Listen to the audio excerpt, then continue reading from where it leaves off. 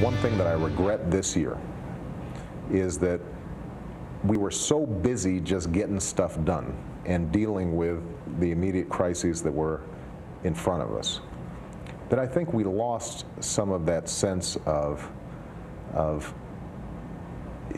speaking directly to the American people about what their core values are.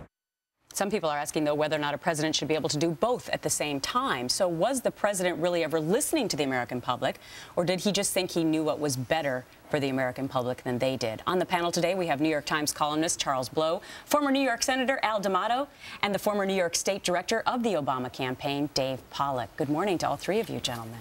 All right, Dave, let me start with you. Since you support President Obama, obviously, Massachusetts was a big defeat for the Obama administration. What did you think about his response there, that maybe I just lost touch with the American people for the last year? Well, first of all, Barack Obama didn't lose that election. His popularity in the state, as you know, was over 60%. So to say that somehow this was a defeat for Barack Obama, I don't think is accurate, while I acknowledge that to the winner goes the spoils in politics, so you get to claim whatever you want. But he ran on health care. Anyone who doesn't think this guy got elected because he talked about health care and the need to reform health care wasn't paying attention to really what the American people wanted. I think the Republicans have done a very, very good job, and the economy, of demonizing this bill like they did in '92, because it's very, very hard and complicated. The problem is, the one thing you can't do is do nothing on health care, because we're bankrupting our country with the way this costs. Senator, Dave just said that Republicans demonized health care. Could it be the other way of looking at it, that they got the message out about what it was really all about? I think the arrogance of power, and Republicans suffered this when they controlled both houses. Democrats even more so, because they had such a grip, even in the Senate, that Republicans never enjoyed. They used that power in such a way that even people who wanted health care reform said, wait a minute.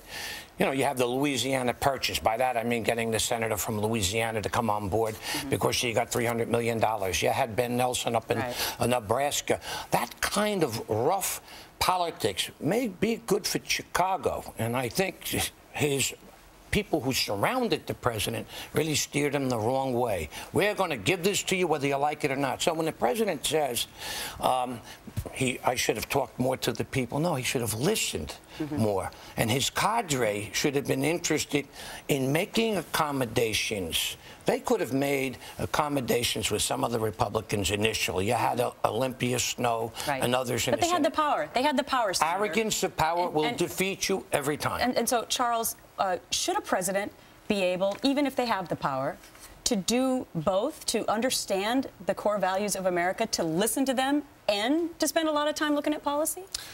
I think that's right, but I guess I have kind of the opposite view of the senator here. I mean, I think that the problem that the Obama administration got into was trying to bend too far. I mean, I feel like, you know, what they've done is to water down a bill, quite frankly, to the point where no one likes it. So now, not only do not the Republicans like it, the Democrats don't like it, and now you have a bill that's watered down and only they are voting for. And now you have a bill that's probably dead in the water, so to speak. Stick around, panel, if you will, because now that Senate-elect Scott Brown has been welcomed to Washington, even some Democrats say they are worried about more voter backlash. Is every state really now up for play for Democrats and Republicans? A new Fox News opinion poll shows that Democrats and Republicans are neck and neck when it comes to the upcoming congressional elections. 38% of voters want Democrats to win, 37% are polling for Republicans, and 25% neither or are unsure. That would be the independents. So could every state be up for grabs in 2010? We're back with our panel right now, Charles Blow, Senator Al D'Amato, and Dave Pollak. All right, Charles, let me start with you on this, because so many people said after what happened in Massachusetts that this meant, hey, a lot of Republicans are just going to come right into office. Do you see it that way? I do see that there's a lingering suspicion that the people in power are either callous or clueless, and that it creates a problem for any incumbent, and that could put more people, I mean, more states in play. More seats in play, and the Massachusetts thing is a real wake-up in that sense, because it gives you a way to measure even in a blue state. Mm-hmm. But Senator, you also believe that Republicans cannot just sit back on their haunches and say, hey, we got an easy road ahead of us. You're absolutely right. And I think Charles touched on something. Incumbency generally gives you a great advantage. It may not, because people are very angry at Washington, the failure to respond. And you just can't simply blame Bush. And if the administration does that, they're going to say, look, you've been there. You spent trillions of dollars. We want this economy going. We want you to stop the partisanship. So both sides have got to be careful on that. And incumbents will be endangered species. Now you have more Democrats, and you have a number of Democrats, particularly in the House, who were elected in areas where McCain carried. And so they are going to be endangered.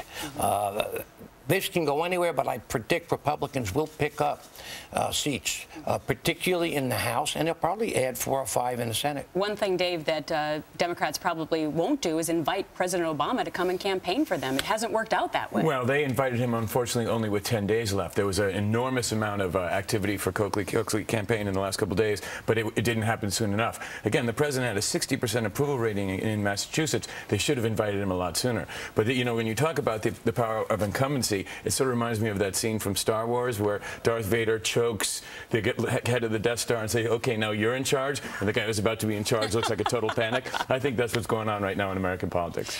All right. The voter is Darth Vader. Well, that will remain to be seen, and a lot of people are looking forward to the 2010 elections. I got to wrap it up, Senator, unfortunately. Okay. Well, you know, President went into 2 other states. This is the 3rd time. New Jersey and Virginia. Right. 3 for 3. I remember. That's why I asked the question. Thanks so much.